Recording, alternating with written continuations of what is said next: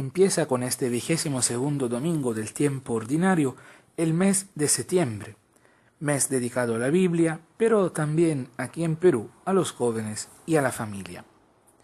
Y la palabra de Dios es el eje central de las lecturas de la liturgia de este domingo. El apóstol Santiago, en la segunda lectura, nos da una exhortación bien importante sobre la palabra de Dios, que ha sido sembrada en nosotros. Dice el apóstol que no hay que engañarse, no basta con leer o escuchar la palabra de Dios, hay que llevarla a la práctica. En la sugerencia del apóstol podemos ver algo que quizás toca carne en muchos de nosotros.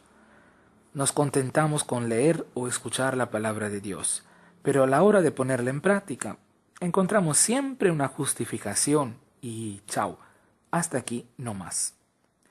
Y actuando así, nos dice Santiago, nos engañamos a nosotros mismos.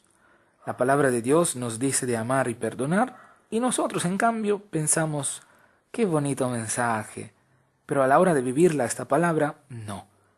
¿Qué? ¿Yo tengo que perdonar a él o a ella que me ha hecho tanto daño? Imposible, nunca en la vida.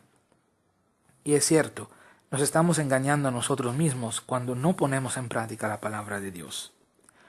Santiago será mucho más explícito porque nos dice cuál es la religión pura e intachable a los ojos de Dios, Padre.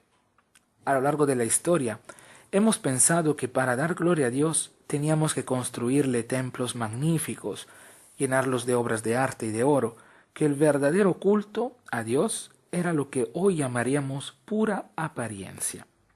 Santiago nos dice en cambio que es visitar huérfanos y viudas en sus tribulaciones.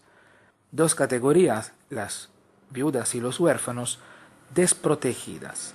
Y en ellos yo veo la acogida y el cuidado hacia todo aquel que sufre, que necesita, que de una u otra forma se encuentra desprotegido como los pobres y los migrantes hoy en día.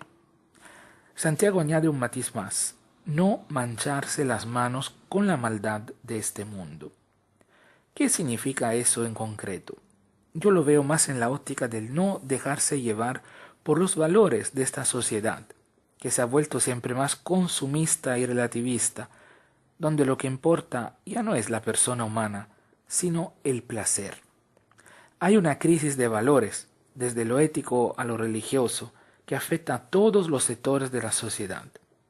Lo vemos reflejado en lo que pasa en la política, con los que deben cuidar nuestros intereses gobernando, y con los jueces, con los que deben cuidar nuestros intereses defendiendo la justicia. Ambos sectores, tan importantes en la vida de nuestros pueblos, se encuentran hoy en día sometidos bajo el poder de la corrupción. Es una crisis que vemos reflejada también en la Iglesia, como si hubiese dos grupos que se contraponen, los que siguen al Papa Francisco y los que quieren deshacerse del Papa, porque este Papa está desmoronando la idea que ellos se habían hecho de Iglesia, aferrada a la tradición y a los privilegios. Se habían considerado los intocables. No mancharse las manos con la maldad de este mundo es para mí no contaminar el corazón con todos los ejemplos negativos, sino más bien mirar a todos los ejemplos positivos que la palabra de Dios nos ofrece para llevar una vida fecunda. Los valores que Jesús nos ha donado son valores que nos llevan a vivir contracorriente. Es pasar, como diría el Papa Francisco, de la cultura del descarte a la cultura del encuentro. Última sugerencia de Santiago, aceptar dócilmente la palabra sembrada en nosotros porque es capaz de salvarnos. Y de hecho, los mandatos, los preceptos, las leyes que Dios dio al pueblo de Israel no fueron para ponerle una carga, sino para conducirlos a la salvación. Por eso nosotros no debemos de entender los mandamientos como una carga, un peso, como algo que Dios nos da para malograrnos la vida, para prohibirnos solamente, y prohibirnos de ser feliz. Más bien, debemos entenderlos como una ayuda que nos ofrece Dios para vivir nuestra relación con Él y con nuestros semejantes de una forma plena y libre, para podernos sentir todos hijos de Dios y hermanos entre nosotros. En la primera lectura en el libro del Deuteronomio, Moisés habla al pueblo, pidiendo que éste escuche todo lo que el Señor les mande. Luego dice algo fundamental: no añadan ni quiten nada a lo que yo les mande. Así cumplirán los mandamientos del Señor su Dios, que yo les mando hoy. Cúmplanlos y practíquenlos. Podamos desprender entonces que no debemos actuar como si estamos en un restaurante y nos presentan el menú y podemos elegir lo que queremos y lo que no, lo que nos gusta y lo que no. Eso pasa lamentablemente muy a menudo. Este mandamiento me gusta, me es fácil respetarlo, sí, lo voy a cumplir. Este otro no le encuentro sentido, me parece absurdo. ¿Sabes qué? Mejor dejarlo ir. Tanto, ¿no hacen todos así? Lo que Moisés dijo al pueblo de Israel vale también para nosotros hoy. No hay que quitar ni añadir nada. Y si entendemos de verdad que todo esto es para nuestra salvación, para nuestro bien, ¿cuánto más lo cumpliríamos? ¿Cuánto más cumpliríamos los mandamientos?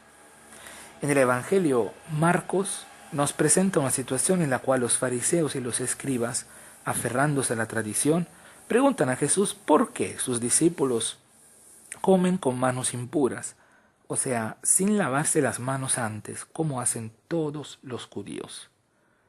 Y a esta pregunta Jesús contesta utilizando la palabra de Dios, concretamente el profeta Isaías. Utilizando la Escritura, Jesús nos ayuda a entender que no es lo que entra que contamina, que vuelve impuro al hombre, sino lo que sale desde dentro, porque desde dentro del corazón humano salen los malos propósitos, el orgullo, la envidia, la difamación, la injusticia, los robos, los homicidios, los adulterios y tantos otros malos propósitos. No hay que ser como los fariseos que purificaban lo exterior, pero descuidaban lo interior. Se quedaban en la superficie sin ir en profundidad, sino que hay que cuidar el corazón, porque el corazón es el centro de toda nuestra vida. Cabe preguntarnos entonces hoy, ¿qué es lo que ingresa en nuestro corazón? ¿Qué escuchamos? ¿Qué leemos? ¿Qué miramos? ¿Qué permitimos que entre en nuestro corazón? ¿La palabra de Dios o las palabras de los dioses, que son ídolos, y vuelven nuestro corazón infecundo y, de verdad, incapaz de amar y atrofiado? Cada uno busque en su corazón la respuesta.